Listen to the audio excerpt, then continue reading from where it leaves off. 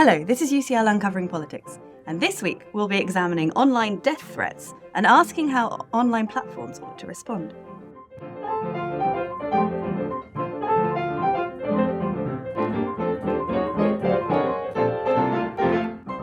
Hello, my name is Emily McTurnan, and welcome to UCL Uncovering Politics, the podcast of the School of Public Policy and Department of Political Science at University College London.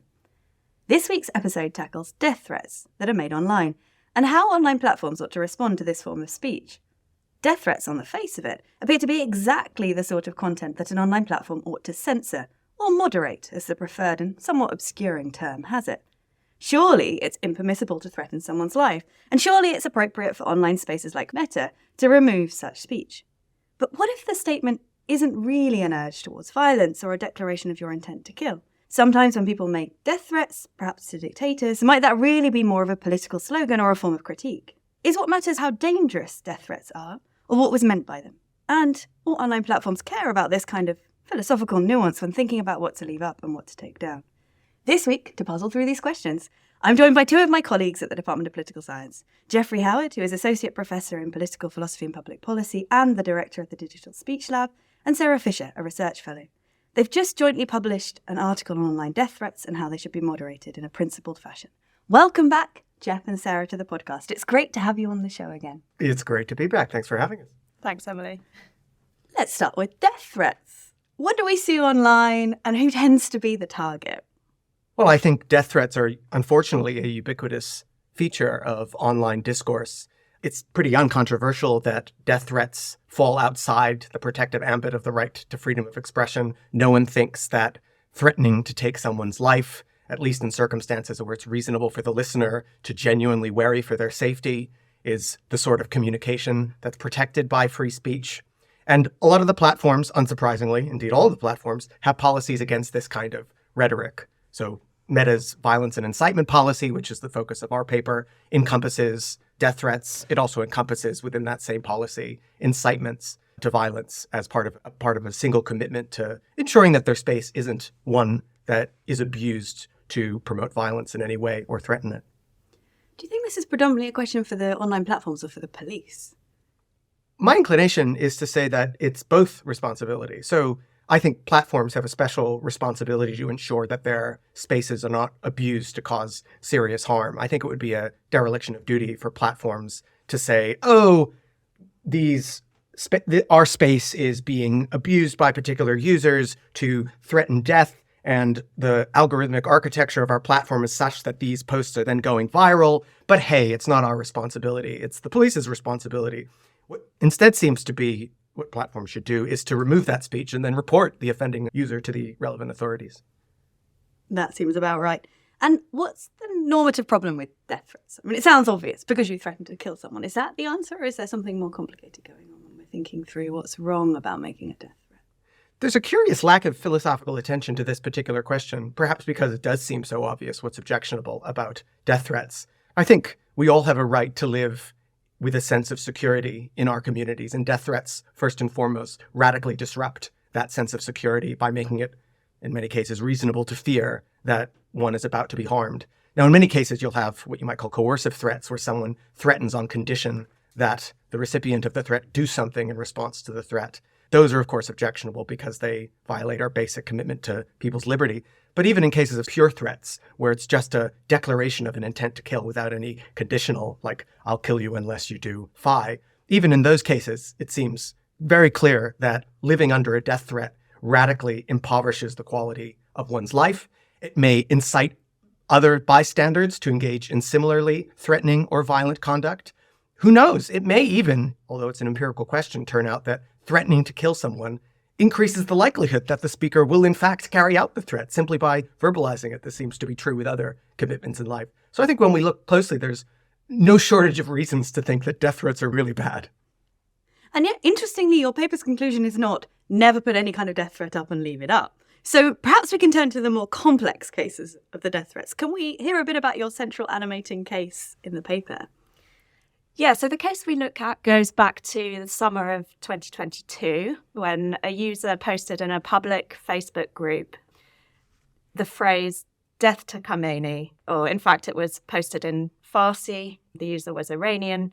And so it was Margbar Khomeini. And so the group was one which described itself as supporting freedom for Iran. And this post also shared a cartoon of the Iranian Supreme Leader, Khomeini, kind of with his beard grasping a woman wearing a hijab, a blindfold, and a chain around her ankles. And then a speech bubble next to the cartoon says, "Being a woman is forbidden." And then the user's comment, "Death to Khomeini," appeared underneath this repost of an existing cartoon. And so the question was really what to do about this speech. And what happened, in fact, was that somebody else on the platform complained about this post. So they contacted Meta, the parent group of Facebook, and their content moderation teams had a look at this case. It was actually reported as hate speech, and it was not deemed to be hate speech, but it was taken down by the platform on the basis that it was violating this violence and incitement community standard, which deals with death threats and calls to violence and incitement. So they took down the post. They imposed a strike on the user's account and various feature limits, meaning that there's certain things they couldn't do on the platform. And so the question we're asking really is, was that the right decision? Should they have done that? And that's the starting point for our paper. And why maybe should they not have done that? What's the argument against taking it off if it's a death threat?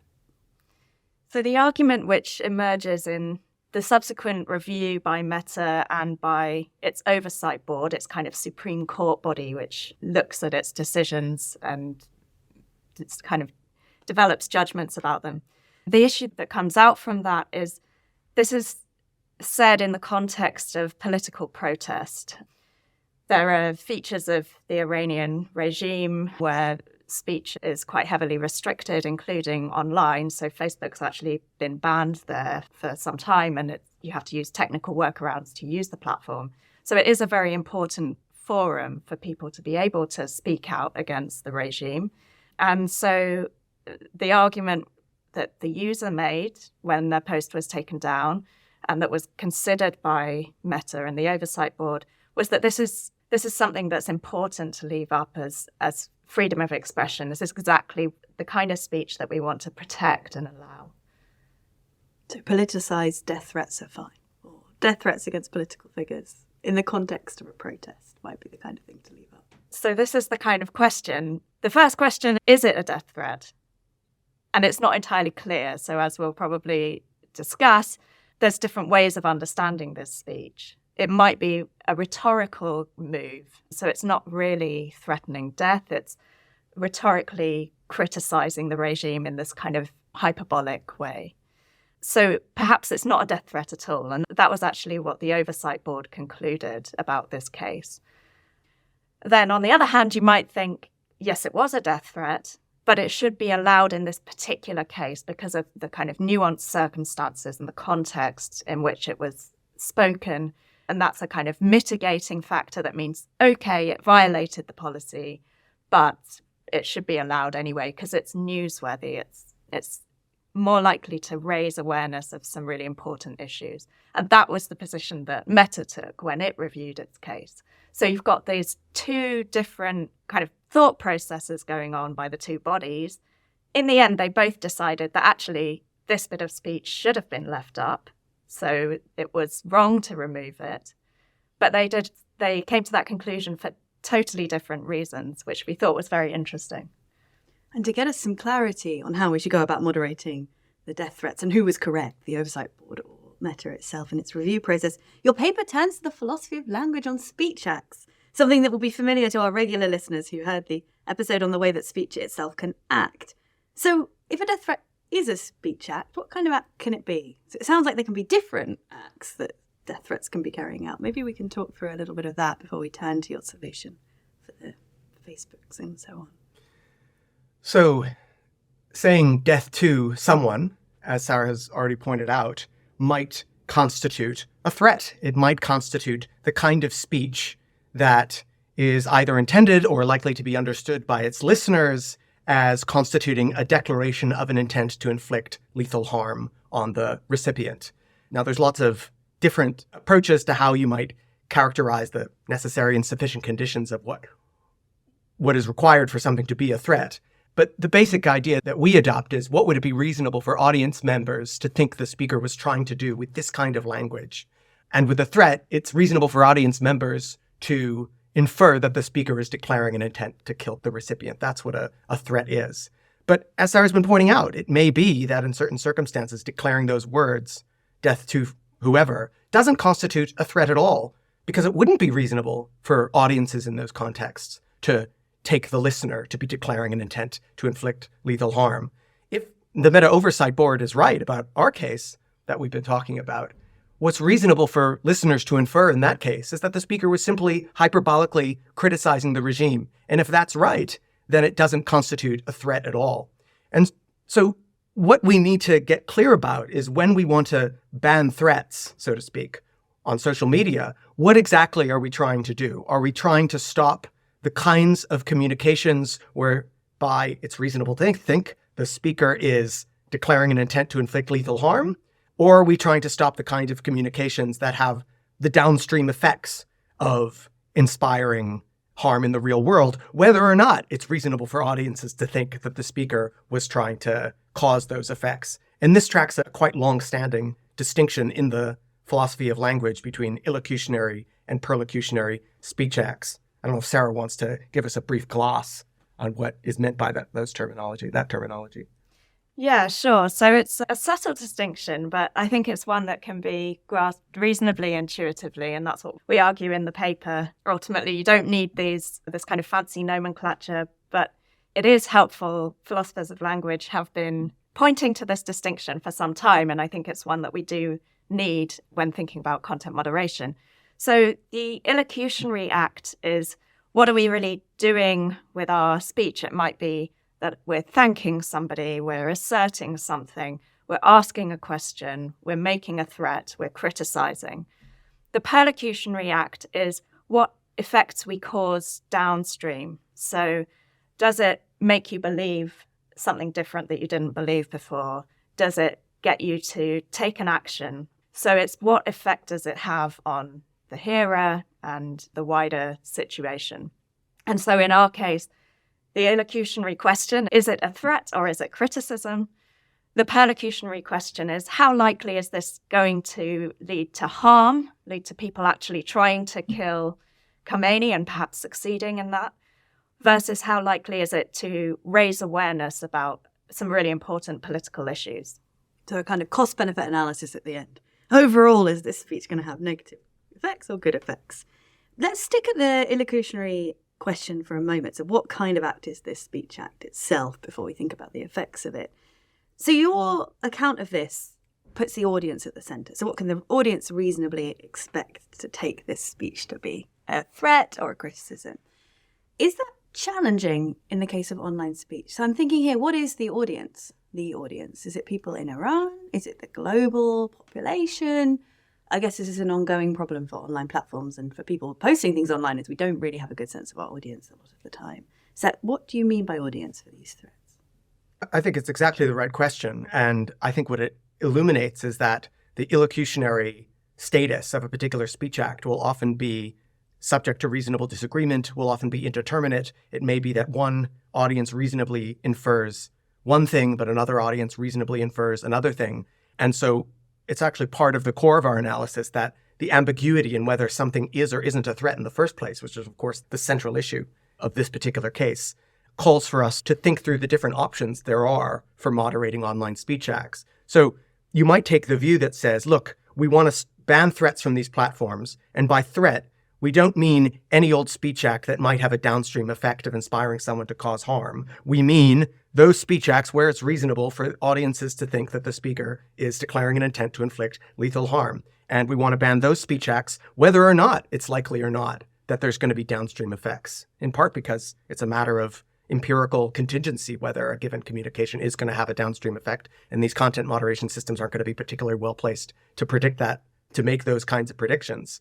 The alternative view would be to go with a solely perlocutionary approach where we just look at the downstream effects and you stop all communications that are likely to have those downstream effects. The problem with that particular approach is that all sorts of intuitively protected speech might have the downstream effect of inspiring harm. So in the paper, we give the example of a celebrity who criticizes a particular politician or a particular company because she really doesn't like them. And it's not reasonable, we think, for the audience to take her to be either inciting violence or threatening the relevant entity that she mentions. But it might nevertheless be foreseeable, given the huge size of the audience, that some unreasonable listener is going to respond by engaging in violence. We think to point to that as a reason why her speech should be suppressed, would just be incompatible with the principle of freedom of expression. And so our idea is that freedom of expression sits at the illocutionary level, if you will. And part of how we determine the bounds of free speech is by thinking through these different illocutionary speech acts, threats, incitements, harassments. And that's how, in part, we're going to delimit the scope of what is and what is out. But it does leave open this crucial question you've raised about ambiguity. And we do have a solution for that, we think anyway. Well, then let's talk a little bit more about audiences. So is it the reasonable overall audience, or amongst the many audiences of this post, most of them would take it to be a criticism? So I guess the reason I'm thinking this is if, say, in Iran, it was taken to be a genuine threat, and the rest of the world thought, no, that's a form of political criticism, it looks like it would be most important the local context, how it's taken. Or not. This is the question, I suppose, that raises. And I think one further question I have about it is, in the case of death threats, you might think what matters is what the person who is threatened can reasonably take it to be. It looks like, doesn't their understanding of it trump anyone else's? Presumably one of the reasons we're most worried about death threats has to do with the effect on the person against whom they are made. So I guess in practice in these cases, it's the content moderation team, these combination of automated review systems and human reviewers who are trying to work out what is this bit of speech, what's it doing? And so we're thinking about what's the question they need to ask. It's not feasible for them to always find out how the target understands this. They're going to have to take a view at some level of abstraction from that. And so we're trying to think, well, what's reasonable? What's a reasonable way, or what are reasonable ways to understand this? And sometimes that will involve looking at the context of the speech. So it was relevant in this case that it was posted in a public group, not a private group. So that means that the audience is potentially any Facebook user. And so therefore, immediately, as you've pointed to, there are going to be potentially different audiences spread all around the world who might interpret this in different ways. And so absolutely, the fact that these platforms are global raises this problem that there are likely to be diverse audiences and different reasonable interpretations. Now, that in itself is fine when the speech is perfectly benign, however you interpret it, or if it's perfectly not benign, so if it's definitely violating the policy, however you interpret it, then it's clear either you leave it up or you take it down. However, we think there probably are a lot of cases where there's a reasonable interpretation which would make it something violating, and a reasonable interpretation which would make it something important to keep platforming. And so actually we think this is probably a case just like that. So this particular use of death to Khomeini could be understood reasonably as a death threat, a genuine death threat, or it could be understood reasonably as a hyperbolic political protest slogan. And so we have as Jeff said, we have a solution for these kind of ambiguous cases, which we can talk about. Yes, let's turn to the solution, because a nice feature of the paper is precisely that you seek to give really clear guidance to the online platforms about the principles they ought to follow when assessing these ambiguous or difficult cases. So perhaps we could hear about the solution. So if it's just undeniable that a particular communication constitutes a threat, all relevant audiences, which is to say all audiences that are exposed to the communication, for those audiences, it would be reasonable to infer it as a threat. And that's basically the only thing it would be reasonable to infer it to be. We think for those kinds of communications, they shouldn't be allowed on the platform. And that's true even if it's quite unlikely that the target will be subjected to downstream harm.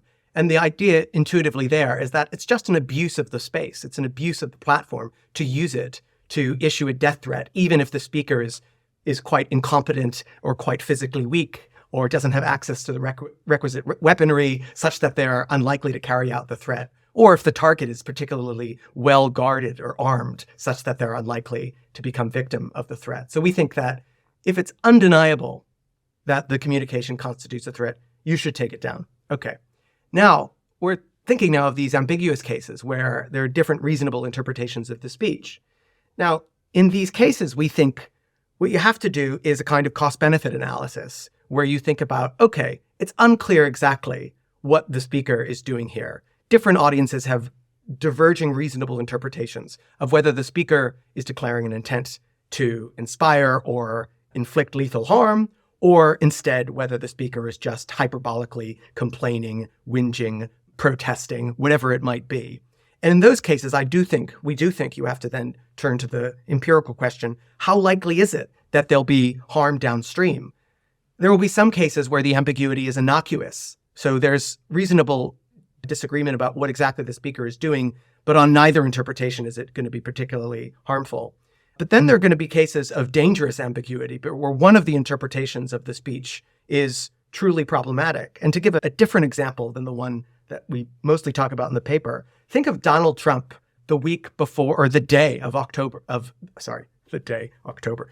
Think of Donald Trump, January 6th, telling his supporters, quote, "fight like hell," standing in front of the group of people, everyone watching on their phones, protesters already assembling at the Capitol as this riot is brewing.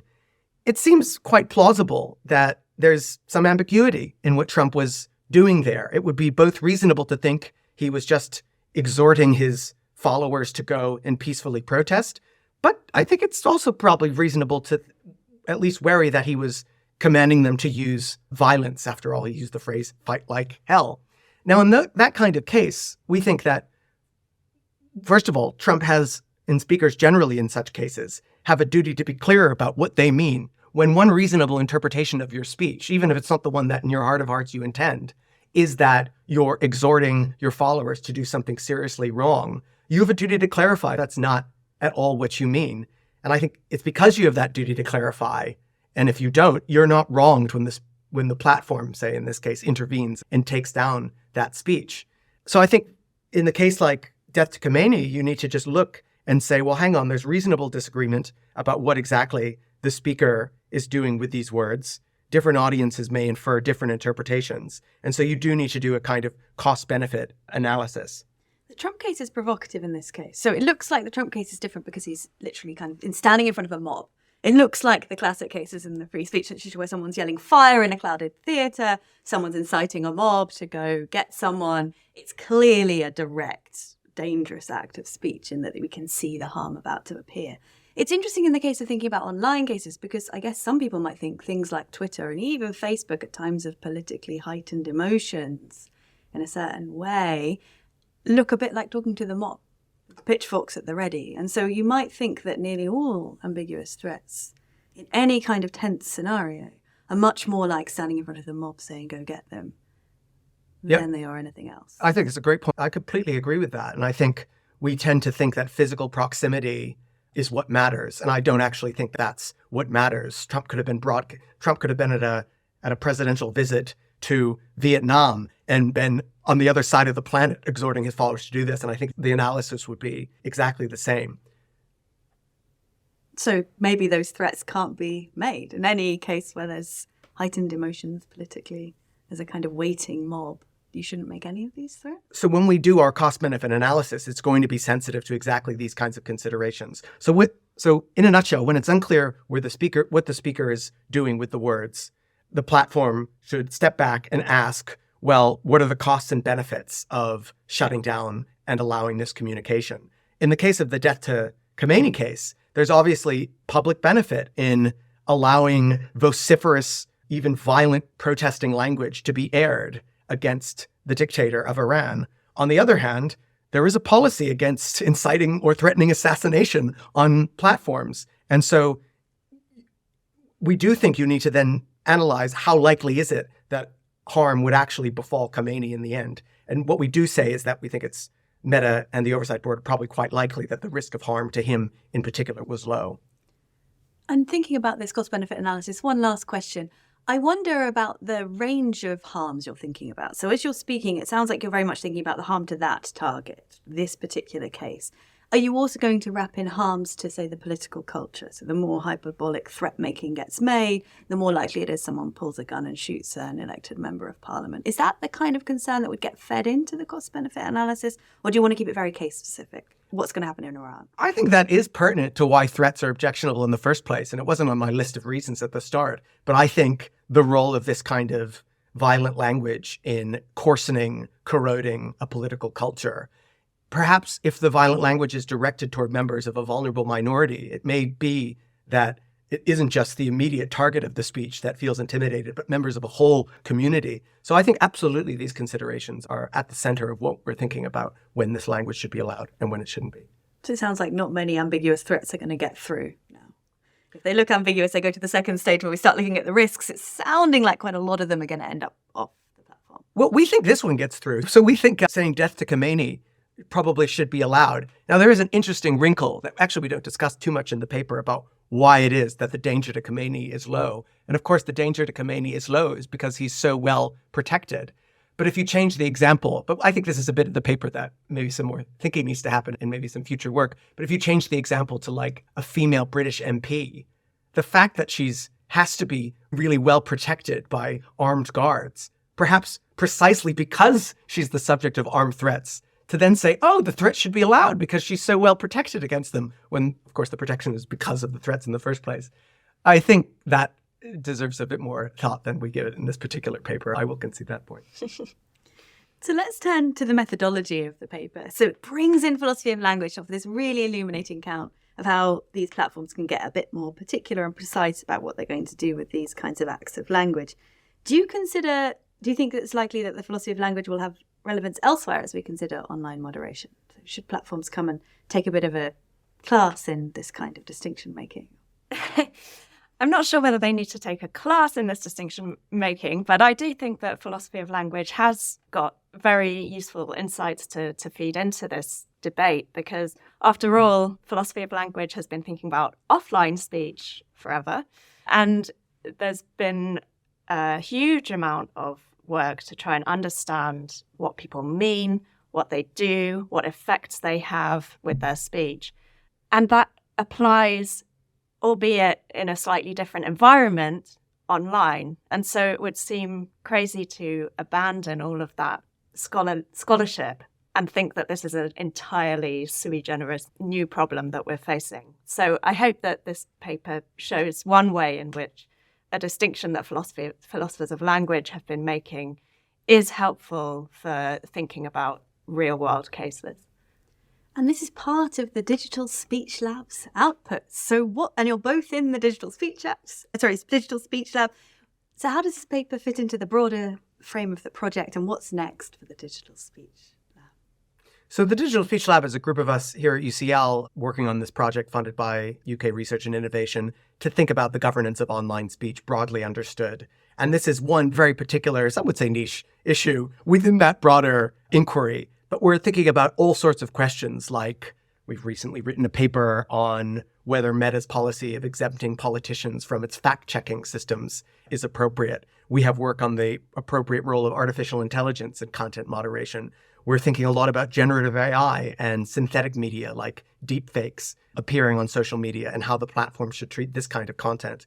And really what we're trying to do is come to grips with this new digital public sphere in which we have a bunch of old forms of harmful communication that take on a different shape in the online context. And what we try to do is produce research that gives the relevant decision makers some insights in how they might deal with them. And so there's a new shape on online context. Are death threats different online to offline? It sounds like the analysis is quite similar in both cases, except the audiences are bigger and more diverse. Is that the main difference? And I think there's the potential for these communications to go viral, to reach, as you just pointed out, more diverse audiences. And so I think when you're doing the cost-benefit analysis phase, it will shake out a bit differently. I think some of this speech might have greater scope for harm in the online context, precisely because it tends to get amplified, precisely because people might find themselves in echo chambers where they're not exposed to the kind of counter speech that maybe they'd otherwise be exposed to. So there are features of the online space that call for further inquiry and attention. And it also just raises questions about these new intermediate spaces that aren't like traditional media. They're not like broadcasters, newspapers, television, cable news channels. They seem to be a new kind of phenomenon. And so there's a lot of foundational, I think, philosophical work to be done in theorizing what kind of entities are these platforms in the first place and what is their proper role in a democratic society. And that's part of what we're trying to figure out. Fantastic stuff. Thank you so much, Jeff and Sarah, for that fascinating discussion of online death threats and online content moderation. This week, we've been looking at Jeff Howard and Sarah Fisher's article, Ambiguous Threats, Death to Statements and the Moderation of Online Speech Acts, which is forthcoming at the Journal of Ethics and Social Philosophy. As ever, you'll find full details in the show notes for this episode, and we'll put up a link to the paper as soon as it's available. Remember, to make sure you don't miss out on that or other future episodes of UCL Uncovering Politics, all you need to do is subscribe. You can do so on Apple, Google Podcasts, or whatever podcast provider you use. And while you're there, we'd love it if you could take a moment of time to rate or review us too. I'm Emily McTurnan. This episode was researched by Alice Hart and produced by Eleanor Kingwell-Banham. Our theme music is written and performed by John Mann. This has been UCL Uncovering Politics. Thank you for listening.